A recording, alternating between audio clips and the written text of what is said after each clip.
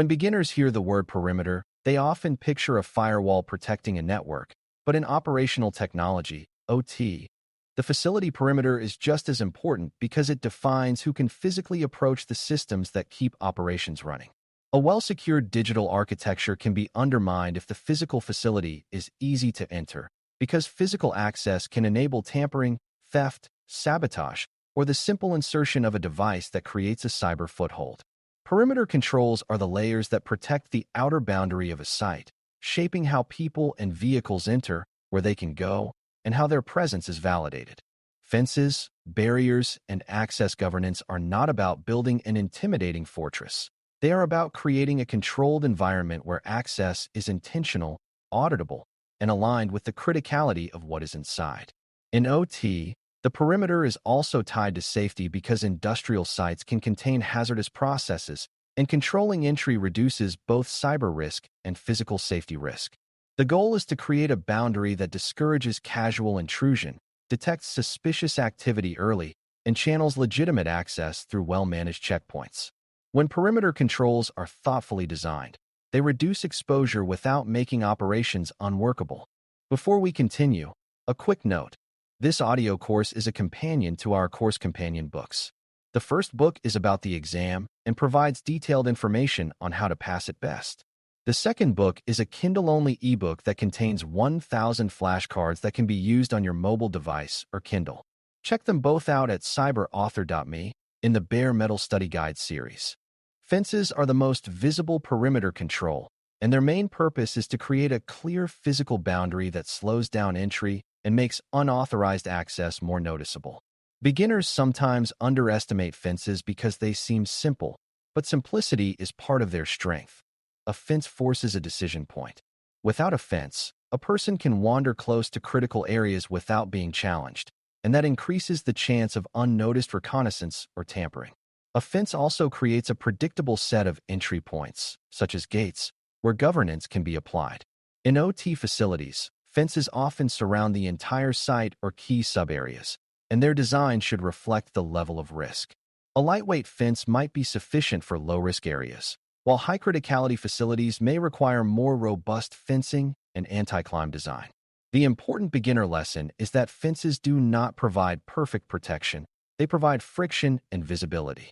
That friction buys time, and time is what allows detection and response to happen before a small intrusion becomes a serious incident. Barriers are closely related to fences, but they often focus on controlling vehicles and creating physical separation that protects against both intentional and accidental threats. In industrial facilities, vehicles can be a source of risk because they can transport equipment, carry unauthorized people, or cause damage simply through collisions. Barriers can include bollards, reinforced gates, and other structures that prevent vehicles from approaching sensitive areas like control buildings, transformer yards, or tank farms. Beginners should understand that vehicle access governance is part of cybersecurity because physical impacts can create operational disruptions that attackers might exploit. A vehicle that can reach a critical building can carry tools, devices, or even just create an opportunity to tamper with external communications and power. Barriers also help manage traffic flow, reducing confusion and making it easier to detect unusual vehicle behavior. In some contexts, barriers can reduce the risk of someone using a vehicle to force entry through a gate or to damage critical infrastructure intentionally. The broader point is that controlling vehicle movement is controlling the mobility of risk. In OT, where the physical environment and the cyber environment are tightly linked, that mobility matters. Access governance is the layer that turns fences and barriers into a coherent security system, because physical structures alone do not decide who should be allowed in. Governance includes policies, procedures, identity verification, visitor management, and the decision rules that determine access during normal operations and during emergencies. For beginners, it is helpful to think of access governance as the logic of the perimeter. It defines who is permitted, how they prove their identity, how access is recorded, and what supervision is required. A facility might have a gate, but if the gate is left open for convenience, the perimeter control is effectively gone. A facility might have a guard post, but if the guard has no clear procedures for handling contractors or unexpected visitors, decisions become inconsistent and exploitable. Good governance includes clear roles, such as who approves vendor access, who can authorize after-hours entry, and who can grant temporary badges. It also includes clear documentation so that access decisions can be audited later. In OT, access governance is often as important as the physical infrastructure because attackers frequently exploit confusion, urgency, or informal habits rather than breaking locks.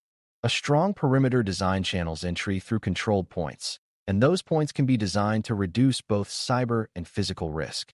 Controlled entry points might include gates with badge access, check-in stations, and procedures for verifying identity and purpose.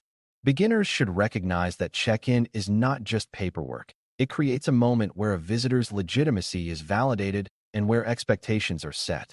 If a contractor enters to service a specific system, the check-in process should define where they can go, when they can be there, and what supervision or escorting is required. This reduces the chance that a visitor will drift into sensitive areas or use the visit as an opportunity for unauthorized actions. Control points also enable logging, which is a crucial element of trust you can prove. If an incident occurs later, knowing who entered and when can narrow investigations and help distinguish malicious actions from normal work. Entry control also reduces tailgating because it creates a place where identity must be individually verified. In OT environments where many people come and go, these small governance steps prevent casual access from becoming invisible risk. One of the most important perimeter governance topics for beginners is visitor management, because OT facilities often involve a steady stream of non-employees. Vendors, integrators, inspectors, delivery drivers, and maintenance contractors may all need access, and each group has different risk characteristics. Visitor management includes pre-authorization, identity verification, the issuance of temporary credentials, and the collection of those credentials when the visit ends. It also includes rules about where visitors can bring devices, because personal laptops, removable media, and mobile hotspots can create hidden pathways into networks. Beginners should understand that restricting devices is not about being difficult. It is about preventing uncontrolled connections and data movement. Visitor management also includes escort policies, where a visitor is accompanied in sensitive areas, which reduces the chance of unauthorized wandering and also supports safety. The purpose is not to treat every visitor as a threat. It is to treat the facility as a high-consequence environment where access must be deliberate. If your visitor process is inconsistent, attackers can blend in by exploiting social norms, wearing high-visibility clothing, and acting confidently. Strong governance makes blending in harder because it requires verifiable authorization. Perimeter controls also play a role in deterring and detecting reconnaissance, which is often the quiet first stage of an attack. An attacker may not need to break in immediately. They might observe shift changes, learn where cameras are, identify gate routines, or look for weak points like gaps in fencing or doors that are frequently propped open. Beginners sometimes think reconnaissance is a digital activity, but in OT, it can be physical as well. Perimeter controls reduce reconnaissance opportunities by limiting how close someone can get to critical assets and by making unauthorized presence more noticeable. Cameras and lighting at the perimeter can reinforce this by increasing the chance that suspicious behavior is recorded. Signage can also play a role, not as a security device by itself, but as a clear declaration of restricted areas and expectations. The goal is to ensure that approaching the facility feels controlled, not casual. When the perimeter is well managed, an attacker has less time and less freedom to study the environment. That reduction in freedom reduces the attacker's capability, which is one of the most effective defensive outcomes. A common beginner mistake is to treat perimeter controls as a one-time installation rather than an ongoing program that must be maintained. Fences can be damaged, gates can malfunction, and access lists can become outdated when employees change roles or contractors rotate. Over time, organizations often create exceptions for convenience, such as leaving a side gate open for deliveries or sharing a gate code broadly. These exceptions are how perimeter controls quietly decay. That is why governance must include periodic review and validation, such as checking that fences are intact, verifying that gates close properly, auditing who has access credentials, and confirming that visitor logs are reviewed when necessary. In OT, Drift is a serious risk because facilities can operate for years with stable routines, and stable routines can conceal bad habits. Beginners should understand that security controls are not static. They exist in a human environment, and humans create workarounds under pressure. A resilient perimeter program anticipates that reality and makes the secure path the easiest path, such as providing efficient delivery processes and clear contractor check-in methods, so people do not feel compelled to bypass controls. When convenience is aligned with security, drift is reduced. It is also important to consider how perimeter controls interact with emergency response, because industrial sites must handle situations where rapid access is necessary. If a medical emergency occurs, responders must be able to reach the right location quickly. If a safety incident occurs, personnel may need to evacuate or move equipment rapidly. Perimeter design should support these realities while still maintaining security. Beginners should learn that emergency access procedures should exist, be documented, and be auditable, because emergency exceptions can otherwise become permanent vulnerabilities. For example, if gates have emergency overrides, their use should be logged, and there should be a process to return the site to normal secured operation afterward. If certain entrances are designated for emergency responders, those entrances should be known and controlled, not improvised. Emergency planning also includes ensuring that perimeter barriers do not create hazards, such as blocking evacuation routes. In OT, safety always has priority, but safety and security can be designed together if you plan for emergencies rather than reacting to them. A well-designed perimeter supports quick, safe response while preventing emergency procedures from becoming a long-term open door.